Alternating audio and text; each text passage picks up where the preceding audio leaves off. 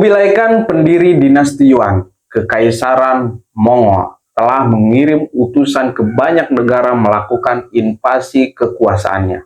Kekaisaran Mongol mengirim utusannya ke sejumlah kerajaan untuk meminta mereka menempatkan diri di bawah perlindungan dan membayar upeti kepada mereka. Namun, rupanya apa yang dilakukan Kubilai Khan ini ternyata tidak demikian hanya dengan kerajaan yang ada di Pulau Jawa, Indonesia.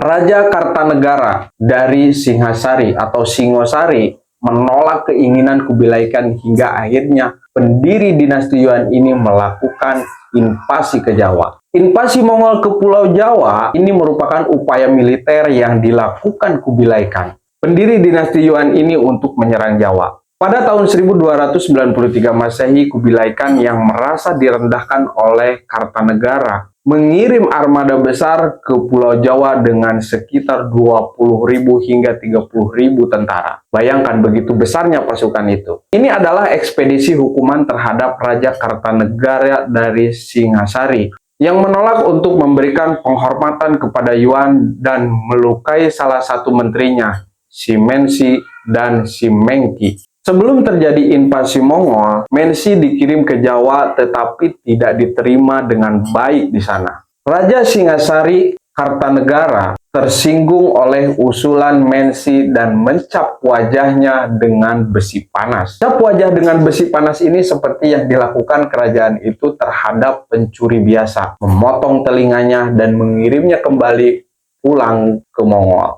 Kubilai Khan terkejut atas apa yang dilakukan Raja Singhasari terhadap menterinya ini dan memerintahkan ekspedisi hukuman terhadap Kartanegara yang dia sebut barbar pada tahun 1292 Masehi. Menurut Kubilai Khan sendiri, jika pasukan Mongol mampu mengalahkan Jawa dengan pedenya, negara lain di sekitarnya akan menyerahkan diri. Tapi ketika pasukan Yuan tiba di Jawa tahun 1293 Masehi, Raden Wijaya, pendiri dan raja pertama kerajaan Majapahit, mengirim utusan dari Madura. Utusan itu memberitahu mereka bahwa Kartanegara telah terbunuh dalam kudeta istana Jayakatwang. Saat ini berkuasa menggantikannya. Untuk berperang melawan Jayakatwang, Raden Wijaya bersekutu dengan tentara Mongol dan memberi peta negara Kalang, gelang-gelang nama lain untuk Kediri. Raden Wijaya menyerang Jayakatwang tanpa hasil saat mendengar kedatangan angkatan laut Yuan. Kemudian dia meminta bantuan mereka. Sebagai imbalannya, Jenderal Yuan menuntut penyerahannya kepada kaisar mereka, dan dia memberikannya. Sementara Raden Wijaya menjanjikan penghargaan termasuk 2 putri jika tentara berhasil menghancurkan Kediri. Sesuai janji dengan Raden Wijaya, tentara Mongol tiba di Daha pada tanggal 19 Maret. Setelah menyerang 3 kali, pasukan Kediri dapat dikalahkan dan melarikan diri. Saat pasukan Mongol dan Kediri sedang bertempur, pasukan Majapahit menyerang kota dari arah lain dengan cepat mengalahkan penjaganya. Istana Jayakatwang dijarah dan dibakar. Beberapa ribu pasukan Kediri mencoba menyeberangi sungai dan tenggelam, sementara 5.000 tewas dalam pertempuran. Raja Jayakatwang mundur ke bentengnya dan menemukan bahwa istananya telah hangus terbakar. Pasukan Mongol kemudian mengepung kota Daha dan meminta Jayakatwang untuk menyerah. Pada sore harinya, Jayakatwang menyatakan takluk kepada bangsa Mongol. Tentara Yuan menangkap Jayakatwang, putra dan istrinya.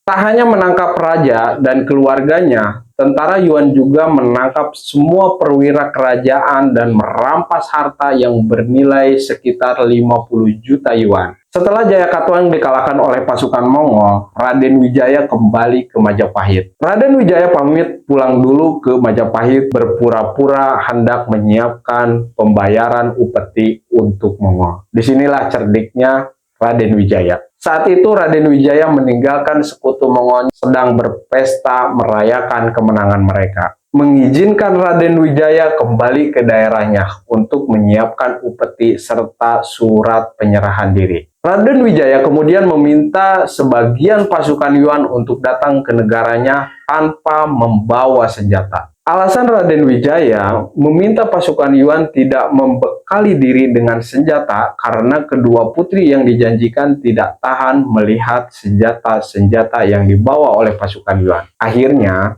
200 prajurit Yuan yang tak bersenjata dan dipimpin oleh 2 orang perwira dikirim ke negara Raden Wijaya. Akan tetapi pada tanggal 19 April, Raden Wijaya dengan cepat memobilisasi pasukannya dan menyergap rombongan pasukan Yuan. Dari berbagai upaya penyerangan, pasukan Raden Wijaya berhasil mengalahkan tentara Mongol dan mereka menyelamatkan diri berlayar ke Huanzhou selama 68 hari. Akibat dari serangan itu, pasukan Han Utara kehilangan lebih dari 3.000 orang, sementara pasukan yang baru dibentuk kehilangan lebih banyak. Nah, pada Juni 1293 Masehi, pasukan Mongol tiba di Cina. Mereka membawa anak-anak Jayakatwang dan beberapa perwiranya yang berjumlah lebih dari 100 orang. Kegagalan ini sekaligus ekspedisi militer terakhir Kubilai Khan. Sebaliknya, Majapahit menjadi negara paling kuat pada masanya di Nusantara. Kubilai Khan sempat merencanakan invasi lain ke Jawa dengan kekuatan 100.000 tentara. Tetapi rencana ini dibatalkan setelah kematian Kubilai Khan. Sekian Mongol versus Jawa. Terima kasih, semoga bermanfaat. Sampai ketemu di video selanjutnya. Yang belum subscribe channel ini, silahkan subscribe dulu channel ini. Terima kasih.